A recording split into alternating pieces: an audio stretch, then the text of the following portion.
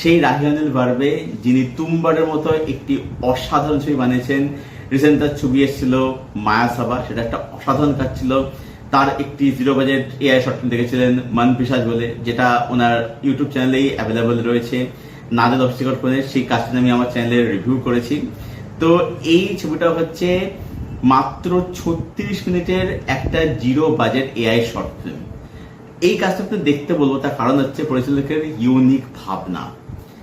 এই পরিচালকের ভাবনা এত দারুণ, এত উঁচু দরের, আপনি দেখে ভাববেন যে এরকম একজন ট্যালেন্টেড ডিরেক্টর যার মধ্যে এত ভীষণ, যার এরকম থট প্রসেস, এরকম চিন্তা ভাবনা, সেই পরিচালক ইন্ডাস্ট্রিতে কাজ পাচ্ছে না। এবং এই ছবিটার মধ্যে দিয়ে মেটাফরিক্যালি কিন্তু পরিচালক কোথাও নিজের যে ক্ষোভ, নিজের যে হতাশা, রাগ, সেটা তিনি উগড়ে দিচ্ছেন যে আমাকে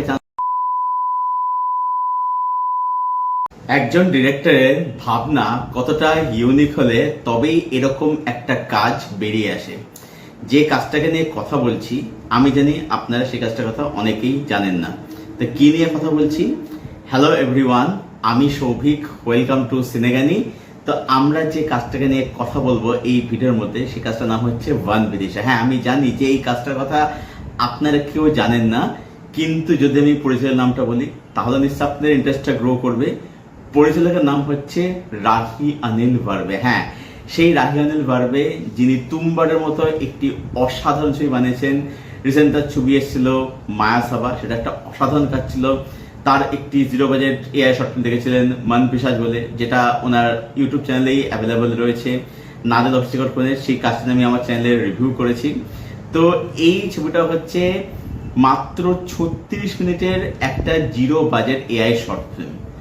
এই কাজটা আপনি দেখতে বলবো, তার কারণ হচ্ছে পরিচালকের ইউনিক ভাবনা।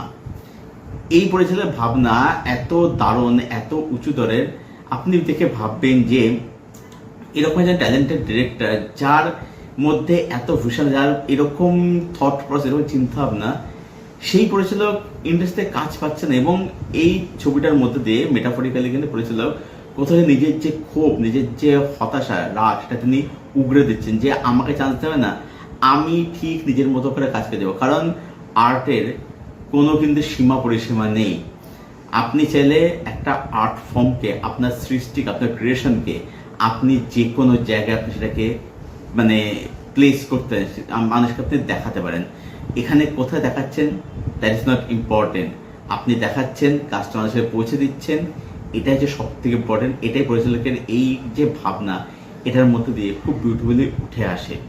তো এই ছবিটা কিন্তু টেকনিক্যালি কিন্তু ওয়েলমেড কিন্তু আমি বলবো না, ঠিক আছে? মানে এর যে ভিজুয়াল সেগুলো কিন্তু অত পলিশড নয়, তো বুঝতে যে একদম জিরো বাজেটে করা, একদম কম ইয়েতে করা আর কি একদম। তো এবং এর যে মানে যে ভিজুয়াল শ্যুটটা যেটা আর কি, সেটা হচ্ছে মানে কি বল, লম্বা লম্বা করা হয়েছে, ভার্টিক্যাল ভাবে করা হয়েছে আর কি। মানে ল্যান্ডস্কেপ এইভাবে জিনিসটা শ্যুট করা হয়নি। তো সেই দিক থেকে ছবিটা কিন্তু টেকনিক্যালি ওয়েলমেড নয়, কিন্তু এর ভাবনা, তো ভাবনাটা কি এখানে যে থিমটা যেটা হচ্ছে যে এই যে নেচার বা প্রকৃতি, নেচার হচ্ছে অ্যাকচুয়ালি বা ফরেস্ট বা জঙ্গল, এটা হচ্ছে আমাদের মা। তো আমরা নেচার থেকে যেমন নিচ্ছি, তেমনি তার বদলে নেচারকেও কিন্তু দিতে হয়। এবং সময়ের সাথে সাথে মানুষ কীভাবে নেচারকে, প্রকৃতিকে নিজেদের স্বার্থে ব্যবহার করেছে, নির্বিচারে পশু হত্যা করেছে, এবং তাতে নেচারের যে ভারসাম্য বিঘ্নিত হয়েছে।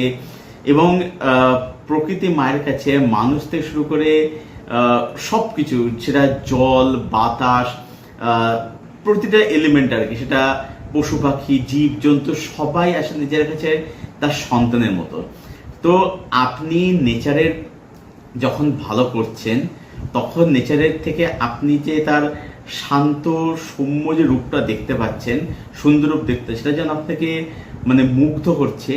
ঠিক সেরকমই যখন আপনি নেচারের ক্ষতি করছেন, তখন সে নেচারের যে রুদ্র রূপ, যে ভয়ানক রূপ, সেটা কিন্তু খুবই ভয়াবহ আর কি, ঠিক আছে? তো এটাই দেখাচ্ছে এই ছবিটার কাজটার মধ্যে দিয়ে। এবং অ্যাকচুয়ালি এই কাজটা না, এই কাজটা হচ্ছে অ্যাকচুয়ালিতে মেটাফরিক্যালি পলিউশনে কিন্তু কথা বলছে।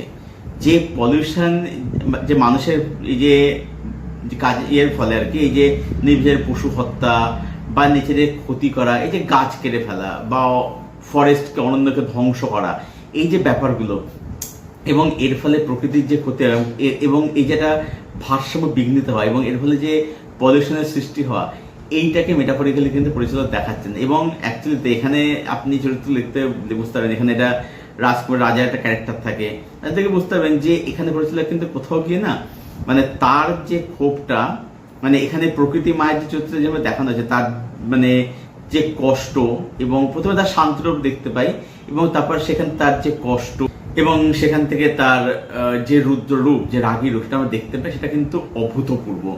ছবির শেষ ভাগের দিকে একটা প্রেগনেন্সির অ্যাঙ্গেল আসে এবং তারপরে যেটা হয় সেইটা আপনি যদি দেখবেন এবং সেখানে যা হয় আপনি ভাববেন যে এই পরিচালকের এইরকম ভিশন, এইরকম ভাবনা, মানে যে মেসেজটা ওখানে দিচ্ছে সিনটার মধ্যে দিয়ে, আপনি শুধু দেখবেন আর আপনি ভাববেন যে এই পরিচালকের কি লেভেলের ট্যালেন্ট রয়েছে, মানে এর ভাবনা কতটা ইউনিক।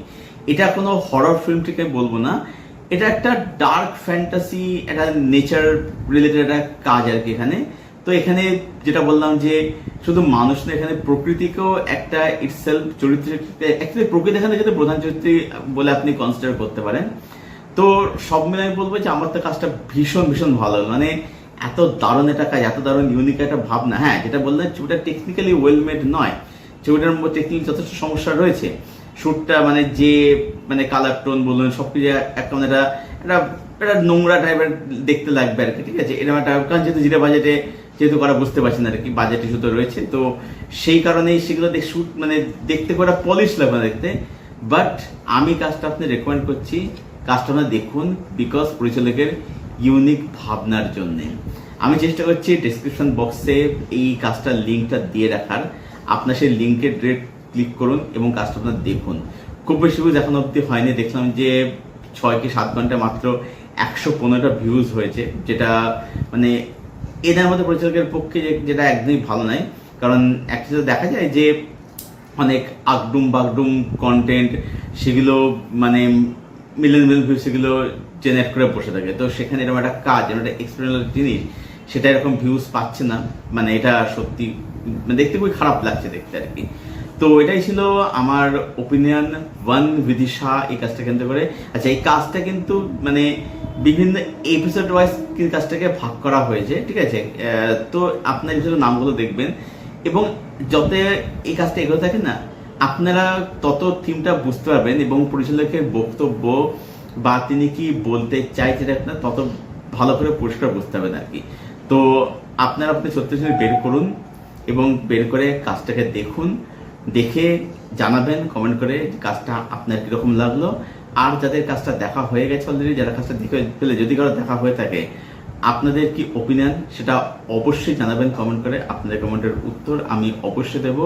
আর ভিডিওটা ভালো লাগলে ভিডিওটাকে অবশ্যই লাইক করবেন, শেয়ার করবেন, চ্যানেলটাকে অবশ্যই সাবস্ক্রাইব করে চলুন। ভিডিও এখানেই শেষ করছি, দেখা হচ্ছে আপনাদের সঙ্গে পরের কোনো ভিডিওতে। Till then stay best, till keep watching good content.